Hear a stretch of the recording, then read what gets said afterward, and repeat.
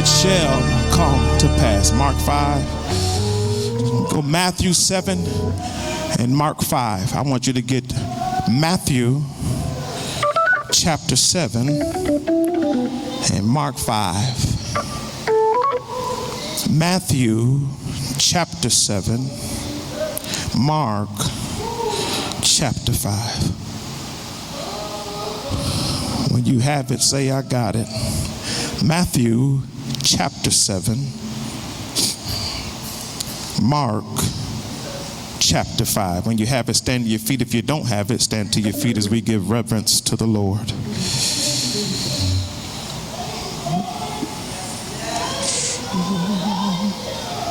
It shall come to pass, has he? Come to pass, oh, it shall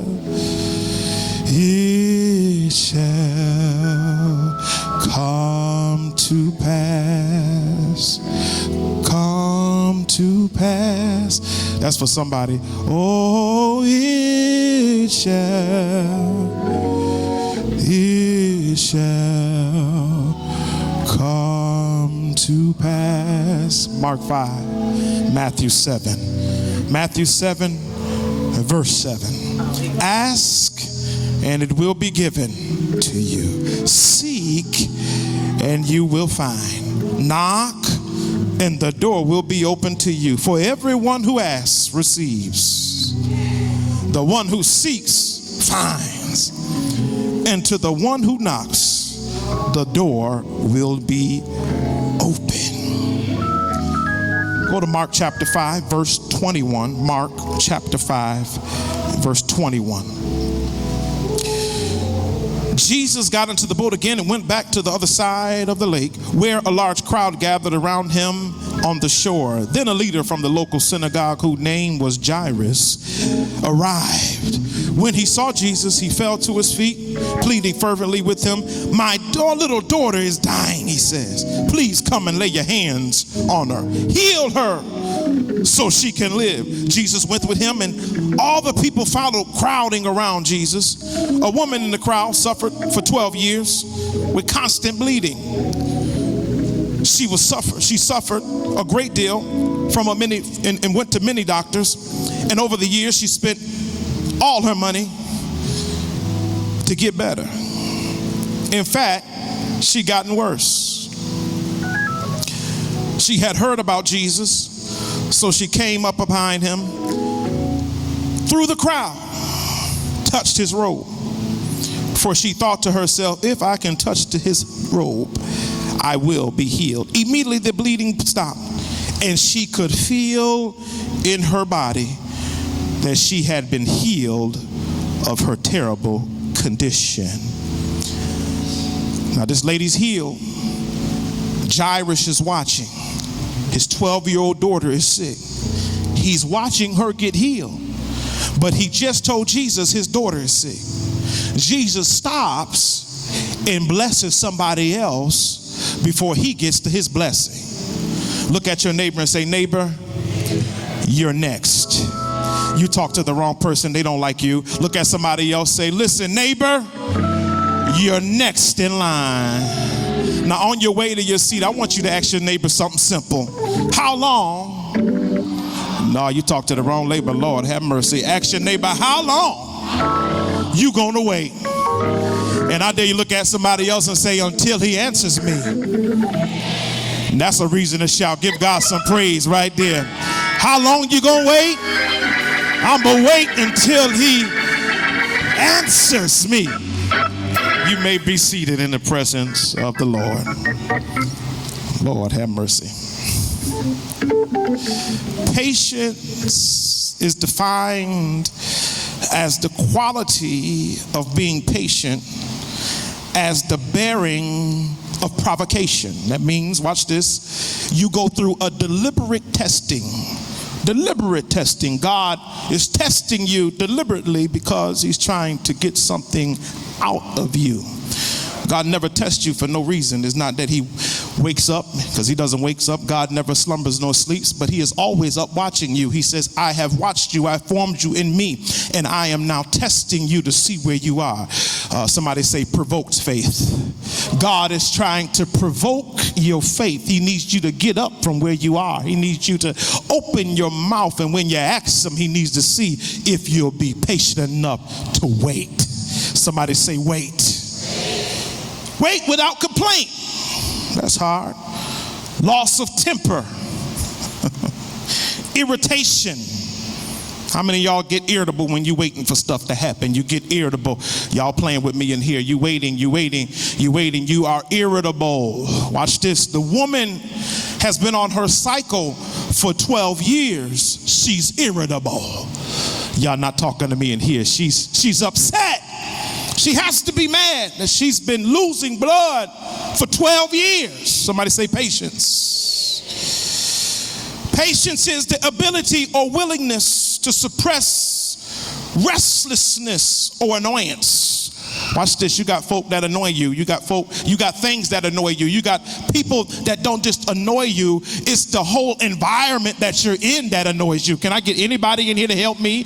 That this week alone, you've been in an environment. Forget the people. They just the frosting on top of the cake. But the cake is just the annoying environment that I'm in. I don't know who I'm talking to, that you become impatient because you're waiting for God to move.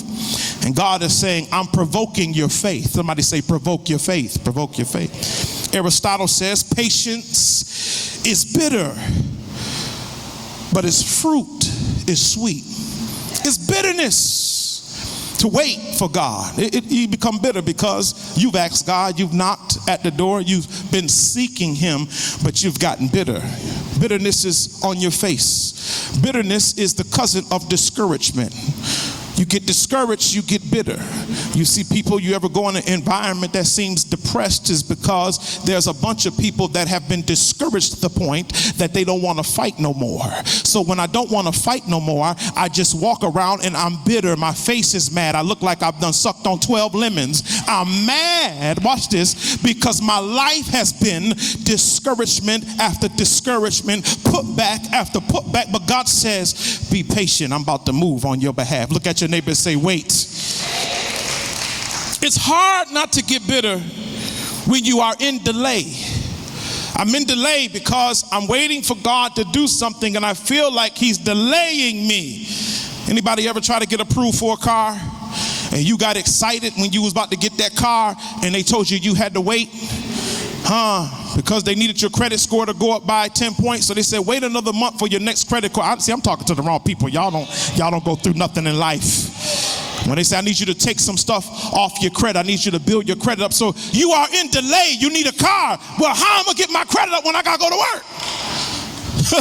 To make money to get my credit up. Y'all not talking to me in here. Is this real? Look at your neighbor and say, is this too real for you? This might be too real for you. I'll pull it back some.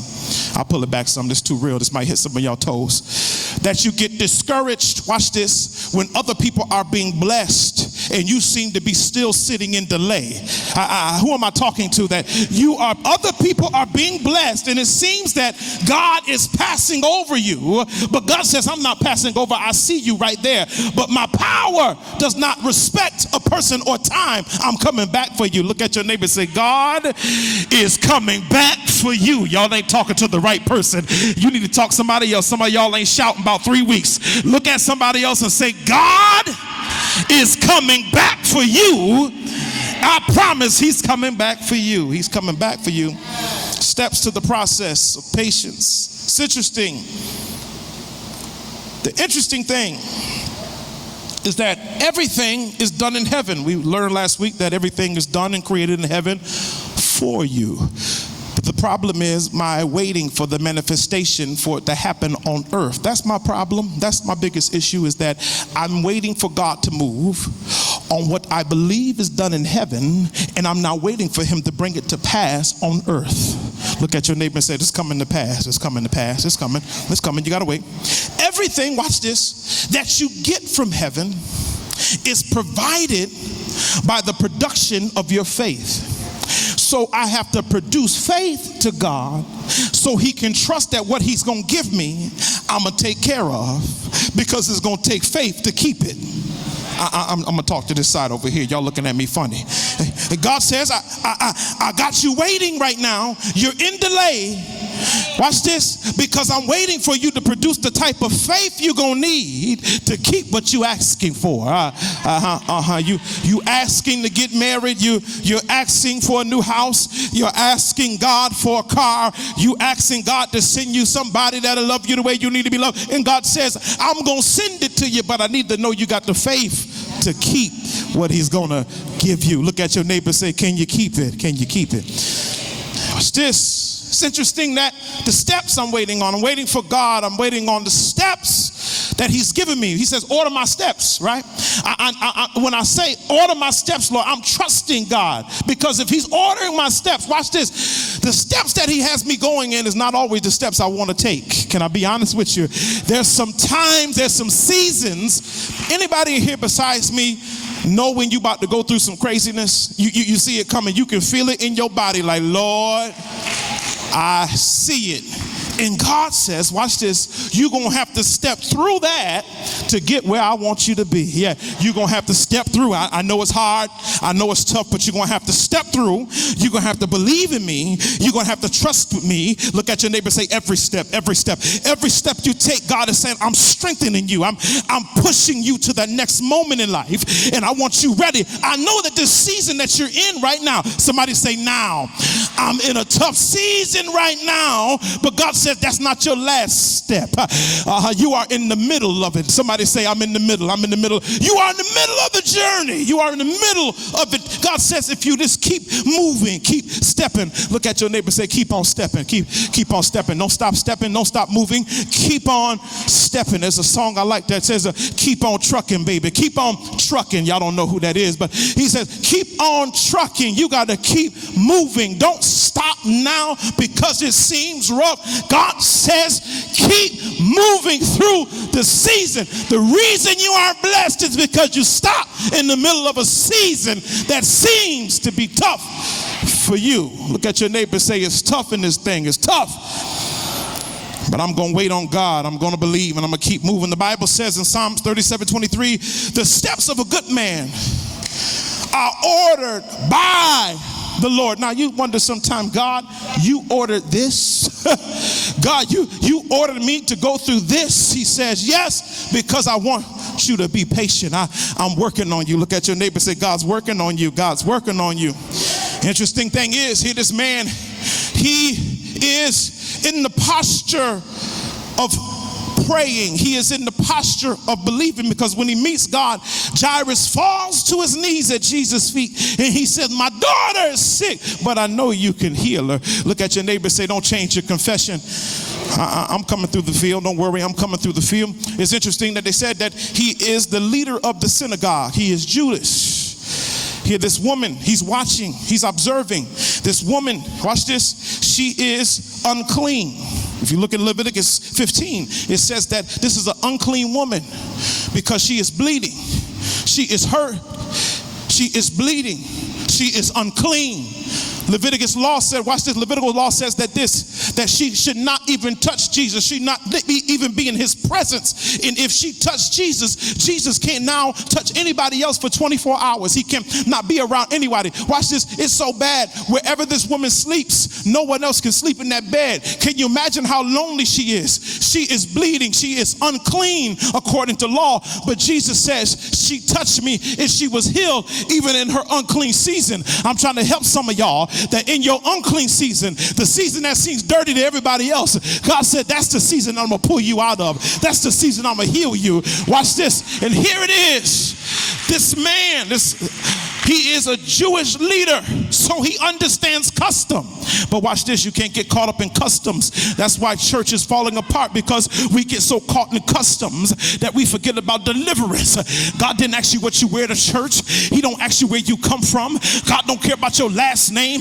God don't care about what you did.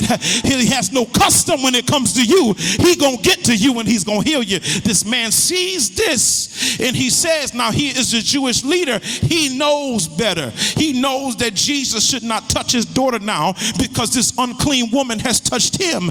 But watch this. The man says, I don't care what happens. I'm trusting God to come by my house. I got to put all my customs away. Somebody say beliefs. I got to put all my beliefs away. What I believe in, what I think. Throw all that to the side. How many know you're going to have to trust God through what you believe? Y'all not talking to me in here. Well, what's my customs? Can I take about 1 minute to explain your customs? Your customs are what you used to in your home, what you were around growing up, which created now the mind that you have and how you think. You think that people have a depressed mind, have a mind of everything's going to go wrong even when it's going good? No, that didn't just happen. That happened because of what they seen in their life. If I seen breakup after breakup, if I seen people being hurt, then I believe that I'm always going to be hurt. But God says, put away your customs, put away your beliefs, and trust me through the process. I'm coming by your house. I'm almost done. Y'all better catch this. Look at your neighbor and say, Jesus on his way. Jesus on his way. Somebody say the process to prosperity. Watch this. This woman, she dirty according to customs, but she touches the hem of his garment and she's healed. Now Jairus got enough sense. He sit back and say, hold up a minute. Now she unclean. She been dying for 12 years. My daughter been living for 12 years. She's been dying for 12 years, and my daughter has been living for 12 years.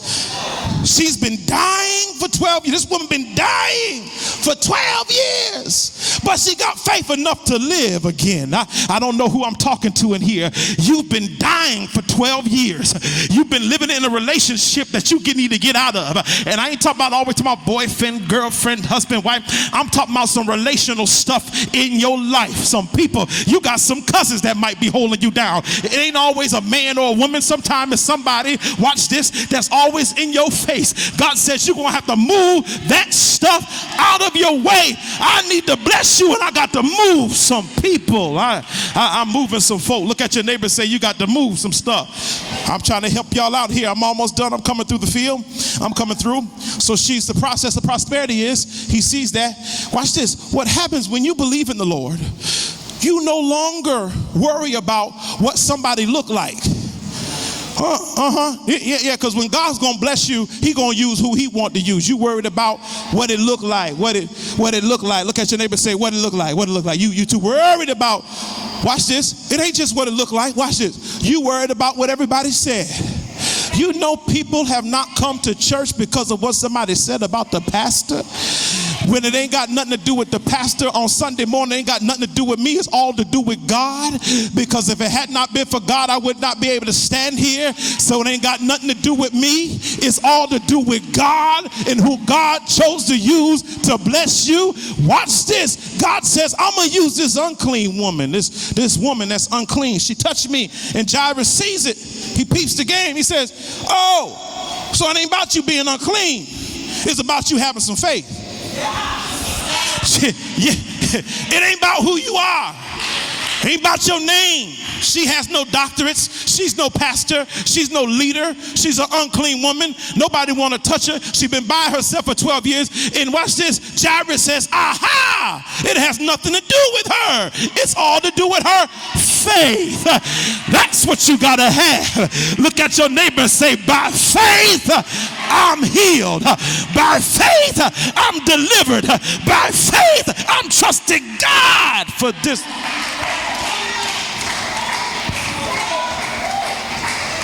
Somebody shout boldness. The hardest thing to do is go to God and you're waiting in discouragement and you see somebody else blessed. It bothers me that somebody else is blessed with a job. Somebody else is blessed with a position that I've been praying for.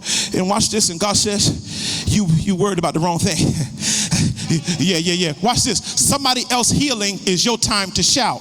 Y'all still ain't said nothing up in here. Somebody else healing, somebody else getting a job. God said that's your time to shout. Don't miss your shout. You gotta bless God for somebody else. That's what God's been waiting on you for. You've been waiting on God. No. God's been waiting on you. He's been waiting on you every Sunday. Some of y'all been coming here and ain't open your mouth yet. God said my blessing is coming to you if you open your mouth and you shout for somebody else. I wonder if anybody in here knows if you got to shout for your neighbor, did you shout for some other folk? You got to shout even when I'm in a season when there's no reason to shout. I'm still going to shout anyway. Can you look at your neighbor and say, neighbor, you've been quiet too long, boo-boo. I'm going to shout for you. Tell them this one for you. Glory be to God. All the praises to the Lord. You got to glorify him in and out of season. I know this season is tough. I know you feel sick. I know you feel depressed, but God said glorify my name. Bless my name in it. Shout my name. I dare somebody to shout Jesus up in this place. He's going to heal you. He's going to deliver you. He's going to set you free. Anybody tired of being tied up? Well, God says I'm setting you free today. If somebody's shouting here right now, God's going to not just set you free, he's going to set your whole family free. I want anybody got to shout for their family. Anybody got to shout for their mama that's not here? Anybody got to shout for their cousin that's not here? Can anybody open their mouth and shout glory in this place? Oh God, you ought to shout again, glory. Yeah, I feel my help coming. The Bible says in Psalms 29, give unto the Lord the glory due unto his name. Why do I shout? Because it's due. Y'all don't hear me in here. Why you pay your bills? Because it's due. Now you done had your lights on all month. You ain't paid your bill for 2 months. Your bill is due. So why you shouting? Because it's due to the Lord. He's been that good to you. Oh, look at your neighbor, say, neighbor, why are you shouting? Because it's due to him. I owe him. He saved me. He delivered me. He set me free. It's due to him.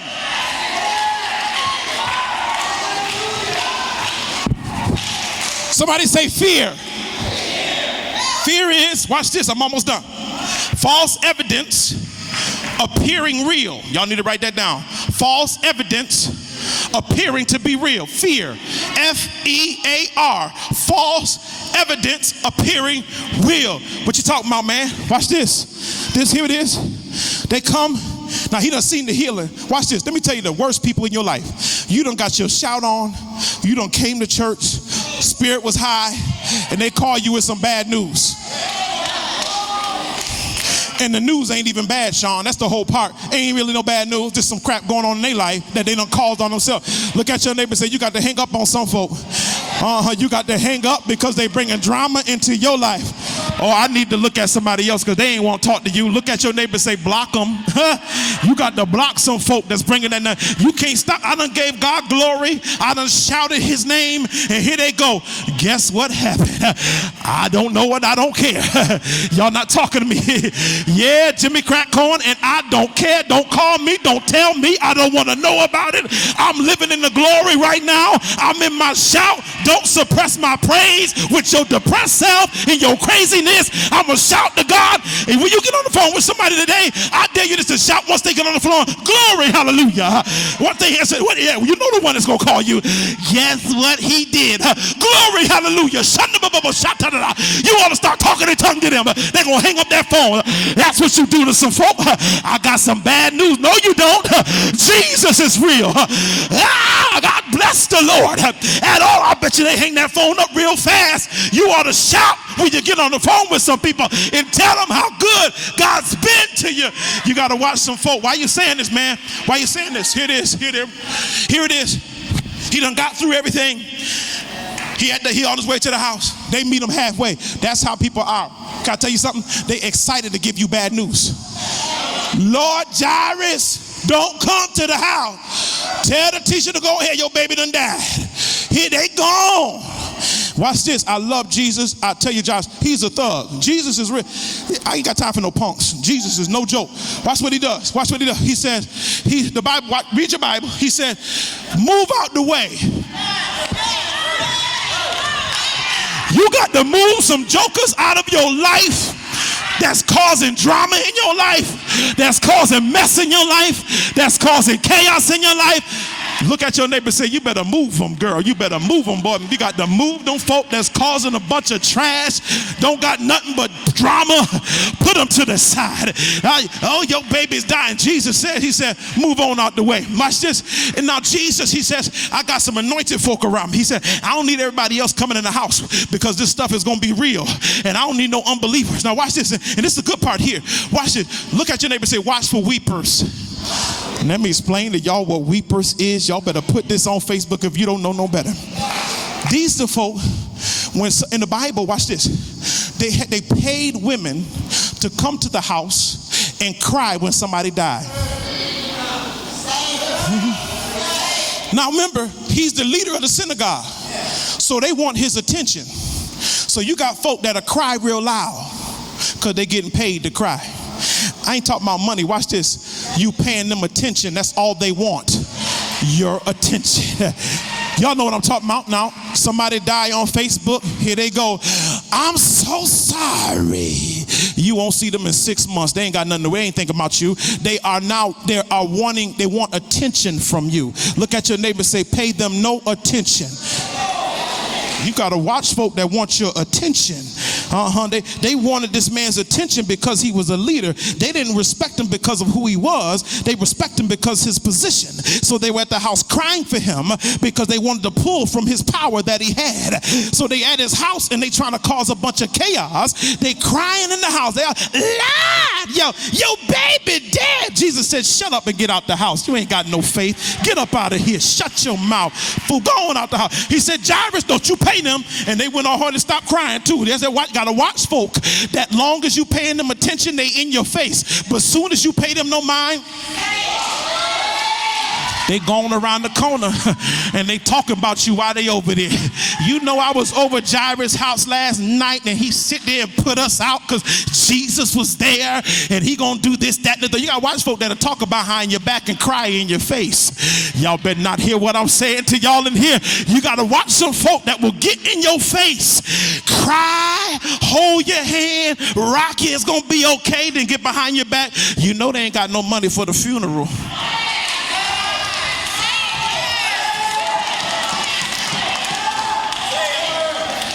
You know they can't bury him. They got to go call and get some help. You got to watch folk that'll get in your face and do one thing. That's why Jesus said, clean out the house. I'm not just talking about your house or where you live at. He said, I need you to clean your house out, your mental house. This is your temple. Who has you allowed up in your mind that has crowded your mind, that stopped you from your miracle? God said, if you believe me, clean out your house. I'm about to do some healing up in here. Clean out your thinking. Get rid of some people. You got to move them out of your way. Look at your neighbor and say, I got a new attitude. I got a new address. I live with Jesus now and he lives in me. People got to go. Jesus said, get them out the house. Get out. Get out my house. Get out. Get out. He said, come on, Peter, John, y'all come on up in here. Y'all got faith. You hear me, Mother Stackhouse? You got to get around some people that got faith, that's been around Jesus a little more than everybody else. You got to watch folk that just, they got some faith sometimes. I need somebody that's been in the presence of the Lord. When he come up in the house and he came up in there, he says, ain't nothing wrong with her. She's sleeping. Why are y'all crying? Why are y'all weeping? They said, she crying. They start laughing at Jesus. Jesus said, go on and laugh. While you're laughing, get on up out this house because I'm about to do something that you ain't ready for. He who laughs shall last laugh. What they gonna do? Who'll get the last laugh? Jesus gonna get the last laugh. He gonna laugh. You gotta watch folk. They'll laugh at you behind your back. But if you believe in God, y'all know what I'm talking about. Let me tell you something. You don't want to do the real test. I'm gonna give y'all something. I'm gonna let you go. Take some folk that you think are your friends to the neighborhood you won't move in.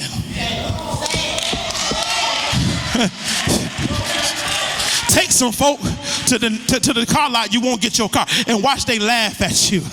Them not your real fans. Them are the spectators to see you fail. But if you take somebody with you and you riding down the street and they grab your hand and say, hallelujah, that's your house right there. Come on, girl, let's go outside and walk around the house. And let's start praying around the house. That's your girl right there. That's your main man right there. You take them with you. That's going to shout around the house and give God praise before you get it. He says, Jairus, come on up in here. Watch what I do. He reaches out. He said, yeah, little girl, get up. I like the way God works. We come to church now and we have made it this spectator thing where the person lay hands. We even got people blow on people. Jesus ain't do nothing. He told her to get up. I dare you look at your neighbor and say, neighbor, you better start talking to some stuff in your life that seemed like it was dead and gone. Tell your marriage to get up. Tell your job to get up. Tell some people in your life, get up. And here this girl, she gets up and she stands on her own 2 feet. That's the kind of power that God has. He gonna clean your house and he gonna talk to you. The old mothers would say, he talks with me. He walks with me. That's the kind of Jesus I want to be around. Can I get a witness in here that know that if you just let him walk with you, talk with you? What do you mean he gonna talk with me? He gonna tell you that you are his own. Look at your neighbor for the last time. Say, neighbor, you ain't gotta wait no more. Jesus is with you. Just clean your house out. I'm done. You're next. I dare you look at 5 people. I dare you get off your row and slap somebody high five. That means you got to move. Get up. Slap and say, you're next. You're next for the healing. You're next for the blessing. You're next for it. You're next. God is working it out. He's making a way. Yes, you're next.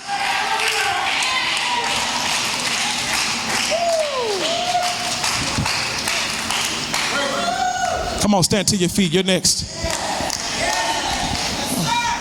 Come on, son. How long you gonna wait until he answers me? How long you gonna knock at the until he answers?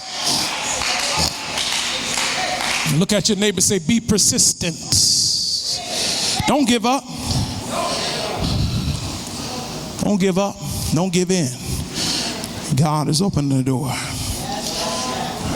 That situation that seems to be dead, guess what he's going to do? He's going to bring it back to life. Guess how he's going to do it? He's not going to say nothing. He's going to wait for you to open your mouth. Yeah. Jesus done said all he has to say. He's waiting for you to repeat what he said. Are you going to repeat what God said? Or are you going to repeat what the weepers are saying? Now imagine if Jairus would allow these women and these men to come to him and say, yo, baby dead. And he said, Jesus, don't even worry, don't come. He could have been discouraged. But Jairus said, I hear what you're saying, but I got Jesus with me. And watch this. Jairus never seen Jesus heal nobody, but he heard. Faith come by hearing. He didn't see it, but he heard it. And then since he heard it, he knew to stay. And while he was sitting, God said, watch this. Jesus said, I'm going to show you something. Take that unclean woman. That woman ain't even asked for nothing. She just touched the hem of his garment. Boom, she healed. Jairus had to sit there and say, Lord, have mercy. This thing real, y'all. This is real. That's what God's showing you. That other person that's getting that job and moving ahead, God said, I want you to know if you look at that, you're going to know I'm real. Because if I did it for them, I'll do the same for. Where are you at today? You need to be saved. Come on, meet us. Access granted.